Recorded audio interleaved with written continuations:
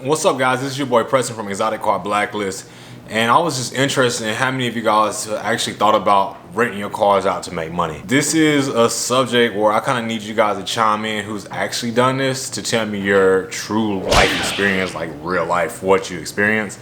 But I was just thinking, I was looking online, you know, I've debated on buying a couple cars to put on Turo to maybe try to start a rental car business. It seems like a good idea, but my experience with Turo, when I've actually rented a vehicle when I've been out of state, hasn't really been the best. The app doesn't seem to host some of the most customer service friendly people on it. I was looking at buying, you know, let's say 2 cars, no more than like 25K, because they're gonna be used. I'm not gonna buy a brand new car and put it on Turo. I'm just not. And trying to rent them out, you know, something like an M3 and something like a Charger, renting them out for like, let's say $300 a day, right? So let's say I can rent that out once a week. That'd be $1,200 a month. Let's say the payment on those cars are somewhere around like $500. I'm just throwing rough numbers out there without doing any math. So I will be able to keep in pocket, what, 500 minus 1,200, that'd be $700 in profit. So I'm like, all right, that'd be $1,400 if I did 2 cars like that. But everything sounds good looking at it, but the perspective is, guys, or those of you who've actually done it, is this a really good idea? Now, me personally, I'm gonna give you my opinion on it. I would never rent a car out on Turo, just because when I rented that bitch, I'm gonna tell you how I drove it. I guess that kind of contradicts what I'm saying, but you guys know what I'm trying to say. So, has anybody actually purchased a vehicle and rented it out on Turo? Like, is this actually a sustainable business? Can you run a business like that? You know, I see some of the guys on here with like 4 or 5 cars, but having 4 or 5 cars, I start reading reviews and they don't really have the best customer service experience. I even seen a C7 Corvette on there going for like $600. I seen a Skyline going for $500. I'm like, man, are these guys actually renting these cars out for this price? So if I bought a Hellcat just to rent out on there, and my payments is like $700, let's say I rented it out for, let's say $700. That means I would be able to make my car payment in 1 rental. I mean, it all sounds good in theory, but I know everything does not go the same as, you know, hypothetically it should. I've actually heard of people renting cars out, for instance, their BMW, and somebody curbed a ish, and they won't take the protection plan with Turo. Those of you who use Turo know what I'm talking about, because you can deny that protection plan. They won't take the protection plan that's with Turo, and then they'll bring your vehicle back with a curved rim. Turo try to get the money from them. They won't have insurance, so Turo can't really get that claim from them because there's no insurance information on there. And then let's say, for instance, they don't actually have insurance, then you're stuck with the bill. Or I've ran into this personally. I've rented a vehicle from Turo, and I've had the owner of the vehicle say that it needed to be a detail fee because the car had been smoked. And guys, I don't smoke cigarettes. So I'm like, bro, like at the end of the day, you're trying to get me for this. Like the car, there's no stains here, there's nothing. You're trying to say that the car is smoked. And so the guy actually tried to get an extra cleaning fee out of me on top of the rental, because he tried to say that the car had been smoked in, which is totally not true.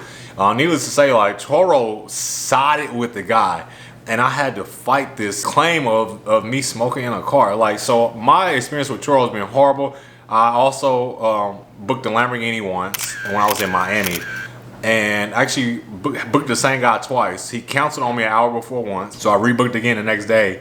He canceled on me again, and then upped the price by $500 on that Lamborghini. So he had it on there listed for $1,000, canceled on me an hour before and relisted it at $1,500, and I had to let Turo know what was going on. So I haven't had good experiences with Turo. I personally wouldn't rent my own vehicle out. I don't think it's a good idea. I think that if you try to start a rental business, that you buy vehicles to rent out, you know, because I think that if you rent your daily driver out, that is very irresponsible on your behalf, because somebody will crash it, somebody will curb it, somebody will scratch it. That's just the nature of the car business. So guys, what do y'all think? Have anybody ever tried to put a car on Turo? What's your experience with it? Have there been any horror stories y'all want to share? Is this a feasible business? Oh, obviously I know it's a feasible business because some people do this full time. But what do you guys think about it? Is this something that you would do? I mean, I just personally, I can't see myself doing it. I just can't. Like, unless I'm in a position where I have 4 or 5 vehicles, I can't see myself buying a vehicle, especially as passionate as I am about vehicles, and listening on Turo. because like I said, I rented one before, and I can tell you, like, I went balls to the wall on that thing because it wasn't mine. And then I gave it back and was like, here you go. And also, one thing to think about is if the vehicle breaks down while you're driving it, who becomes responsible for the vehicle? Is it the person driving, or is it the owner? The owner can say it was perfectly fine when he left.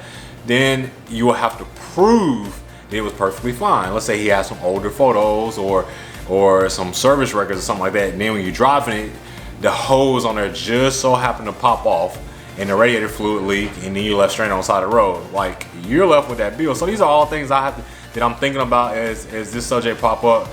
This kind of popped up because somebody was talking to me about trying to start a rental car business. I was like, let me go ask my subscribers what they think about this and try to get their opinion on it, because I know someone out there has probably done this. You guys have different experiences in life than I do. So I knew somebody would be able to touch on this in my subscriber base and be able to kind of explain this a little bit more, and I love the debate on it. So guys, thank you for watching this video. I'll talk to y'all again in my next video, and I appreciate everybody. So thank you guys for everything. Thank you for the 700 subscribers to the page, and I appreciate each and every one of you guys. If you're new to the page, just to let you know, my car was sold.